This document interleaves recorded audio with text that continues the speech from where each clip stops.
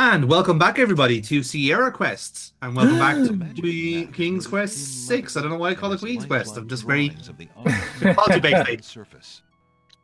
But yes, we're back in the land of the Western of the Green Isles. And Alexander is doing a bit of a stock check here because it's been 4 months since we joined him, and I need to see what the fuck is going on in this game.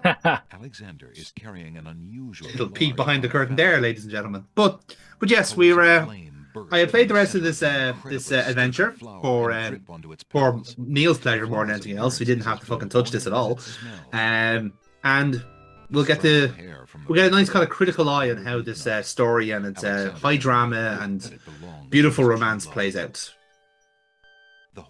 Yes, we will. Yes. I like that you kind of had to think about that for a second there. I was like, yeah, I really did. I was like wondering, I was wondering which game you were fucking talking about there. So we are again following Alexander. Yes. Son of Graham. And he is now journeying off to the Green Isles because he is still chronically in love with Princess Cassima, however the fuck else you pronounce that. Yes, Princess Cassima of the Green Isles, who we met back in the previous game. Absence makes the heart grow yonder. And now he's journeying to our kingdom. Awesome. Alexander is carrying a book from the bookshop. But when we left last, the King's Quest kind of does this kind of similar thing to some of the other Sierra games around this time, where you can kind of cure a couple of quests in different times. So I wanted to kind of keep track and make sure I have everything I need, which I do, thankfully. So I think the fun one is getting the spellbook, and there are conveniently only 3 spells in the game, and we will have to use every single one. Yes. But yes, no, there's like, what I didn't realize, there are multiple endings to this game in terms of like what happens at the end. You know, like it's the same with the Laura Bow thing, where like if you had paid enough attention to the details of the case, you get more of a better kind of like, you know, debrief at the end. Well, this is the same thing where, like, say if you have ticked enough boxes and you found enough things and, you know, fulfilled your quests, as it were, then the ending cutscene is a lot more fruitful. Pulls out his magic map. Yes, exactly. It's much like most Sierra games. If you want that golden ending, you're gonna have to fucking work for it.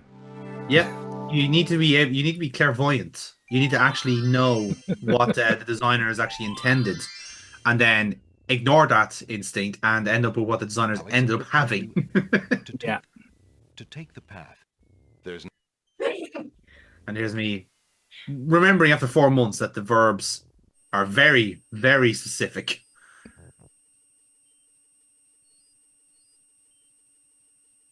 So you may recall from the last time we have the very literal garden and swamp by the sounds of things, but we were actually missing an item from here. So I'm now rectifying that now.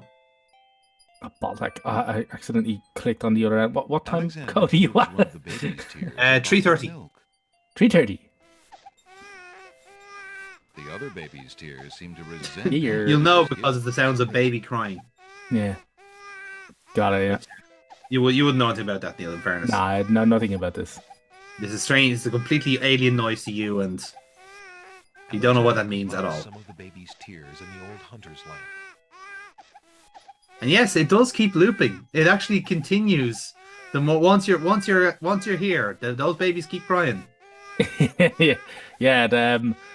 Clearly the game testers never actually went, by the way, this is immensely fucking annoying. Do you just wanna that wouldn't be like Sierra at all to program in incredibly annoying. They often have a great record on their sound effects, as we've learned from playing literal decades of their games. At the moment.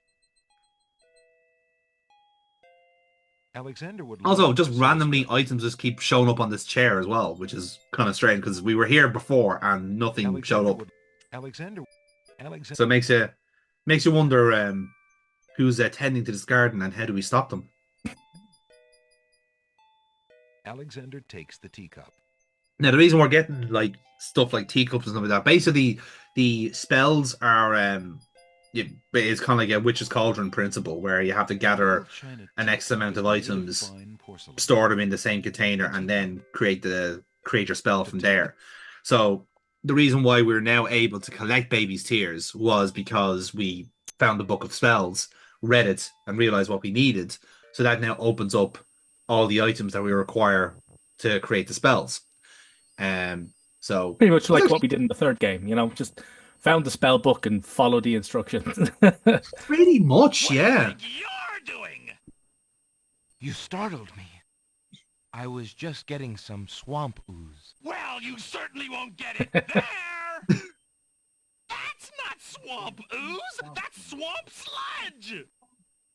He's right, but he could be a little nicer about telling you.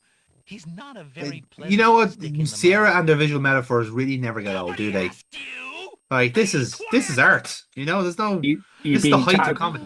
You're getting shit chatted at you by a literal stick in the mud. Being a mere Yep. bum And along. of course he has a brother who is totally different from him. I will say one thing: the voice acting in this one is so much better. Like, Yeah.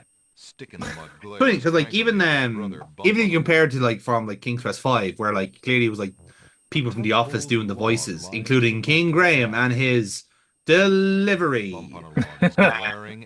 And it's just so much better. Like they just realized, okay, rule one of this post-mortem of this game: hire actual actors. yeah, Shockingly enough, it worked.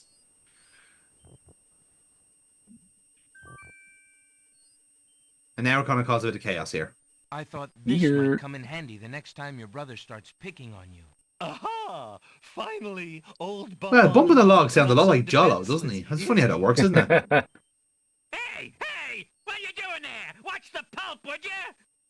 Come on, he's walking here. Puppy, remember all I've given you. The only thing you've ever given me is mud. Take this. Such emotion. No, not into the swamp. Oh, here we go. It's it. Go long. No. You fling shit at me, I'll fling shit at you. Up. Jeez, sorry. Well, I guess it's not very pleasant having things thrown at you. I'm sorry. You mean it? Really? See, all they had to do was just throw tomatoes at each other, and there you have it. Everyone's happy. Just just Everyone throw eats tomatoes and have the tomatoes then follow up with the attack themselves. Yeah. Immediately Yeah. goes off into naps. Rotten See, tomato look, being everyone's had their equally little vent, and now they all decides nap to join together. them. The end.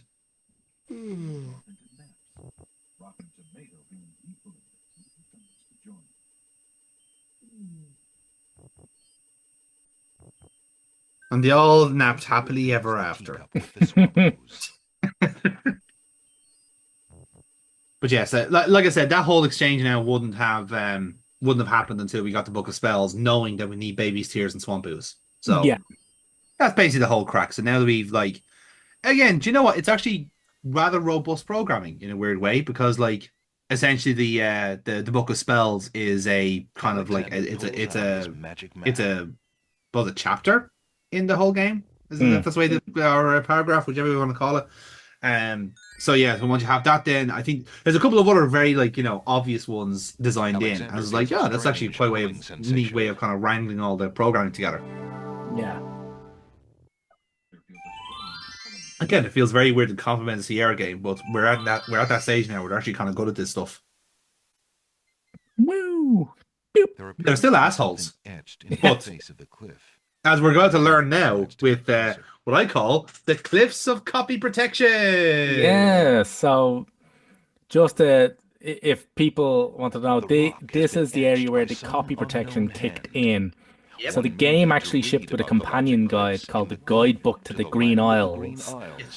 And it also- This mystical inscription. There we There you go, go. yeah. On the button.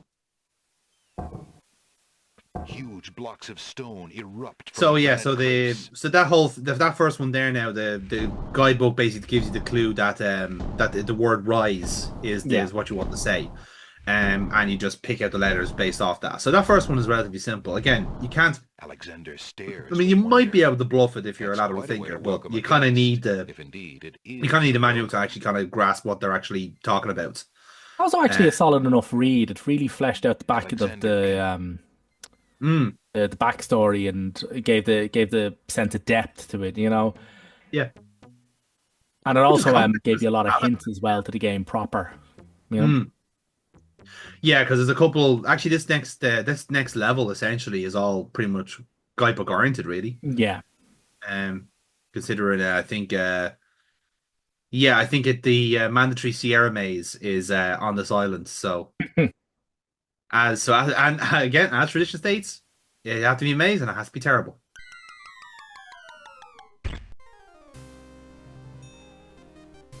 Again, it wouldn't be a Sierra game if I didn't go for every death I could find. Next. That wasn't a very logical step.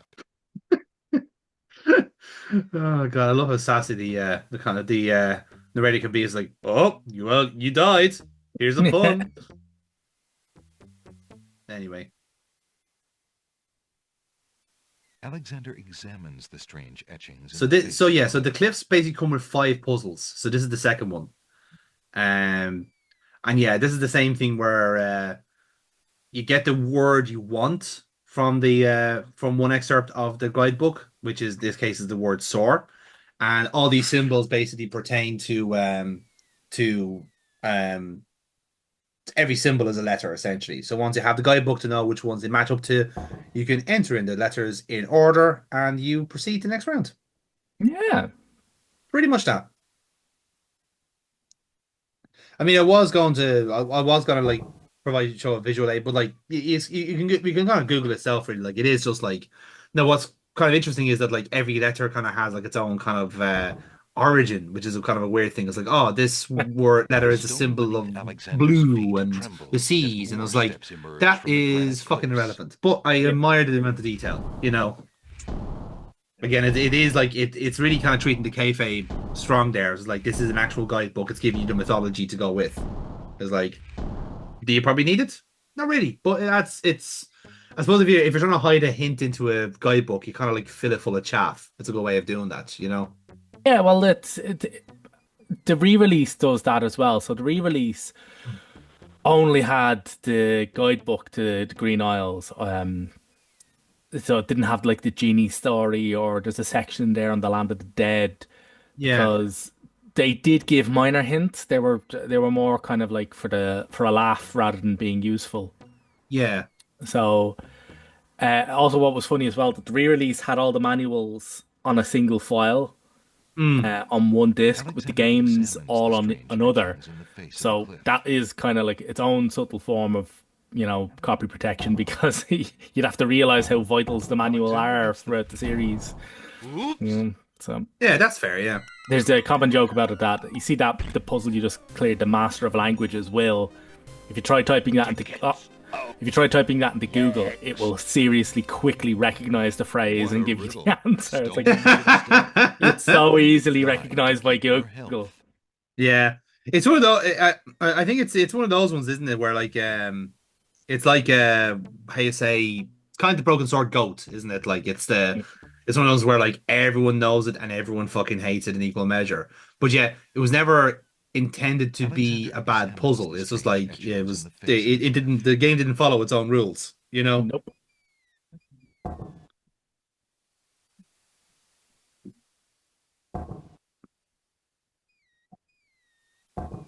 The stone beneath Alexander's feet trembles as more steps emerge from the granite cliffs.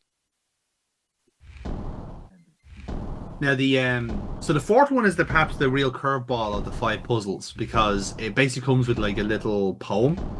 Um and it's basically like it's a riddle essentially, and it's I don't remember the exact excerpt, so I shall get it up now while we are watching Alexander painstakingly try not to fall to his death, which he does countless times in this game.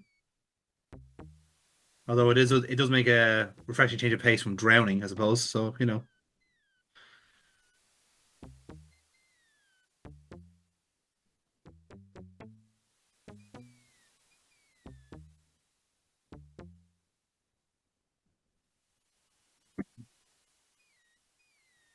So yeah, this challenge is called the Stones of Stealth, and it has a riddle. It's called four men standing in a row. Third from the left and down you go. The rest in order move you on. The youngest, the oldest, and the second son. So once you figure out which one's which, so obviously it's like the youngest is one, oldest is four, then the second son is two. You basically just go from there. Now, again, it's one of those ones where like you probably could bluff that one in particular because like if you know the third one, it automatically shit cans you. That reduces the amount of permutations you have to do to like what, like 12, 24, whatever it is, 23 trees. So yeah, it's something you can kind of just bluff essentially.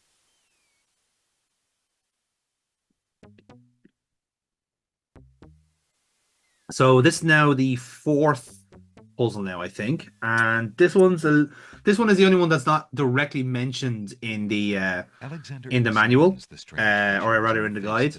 So you have to use an actual bit of logic here. So you just hear Sacred 4. It's the same type of puzzles. You have to enter in a word to suit.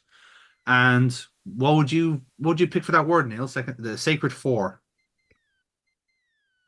Boom. Bum is not the right answer. Sorry. It is a four-letter word. Anus. Again, anus. I'm not sure. Do you consider the anus sacred? Mine certainly isn't. That's not what I was asking, but fair enough. Thank you for letting me know. But yeah, so it's a bit of a trick. I wouldn't say it's a trick question or anything like that, but it takes a bit of thinking. So like, yeah. So say, and again, it's a four-letter word, so that's where the four comes from. And sacred is God, so it's gods. That's the correct answer. So yeah, once you know what letters you want, you can enter it in that way. I thought it was actually because of the text blurbs that go with every letter, but then like one of them was like this is the letter associated with the color beige. I was like, okay, so it's not sacred then. Fair enough. That solves that then.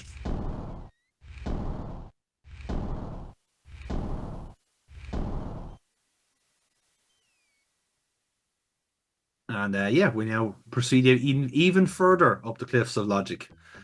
I don't know what to call the cliffs of logic because they're all been lateral puzzles so far, but okay.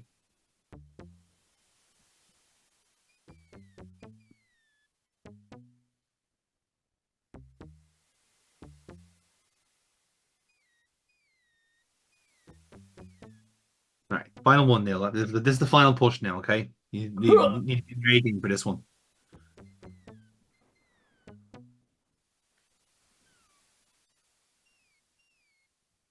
Well, actually, you don't, because it's actually the same as the first puzzle, thankfully. Again, it also like very much just spells it out for you in the guide. You basically have it's the word ascend. So pick out the letters in the words, and you're fine. The stone beneath Alexander's feet trembles as more steps emerge from the granite cliffs.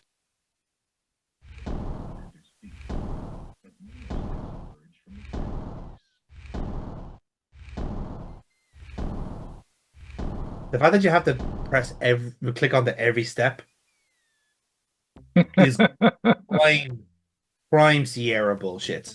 Like, it's not that offensive, it's not that annoying, but it just allows you to have that one particular "oh fuck you," and then you can move on with the rest of your life. Then Yeah. Oh, and look, we have one of the locals are here, which is handy. I didn't know there were people up here. At the top of the cliffs, exhausted, he steps over the lip of the plateau and stands.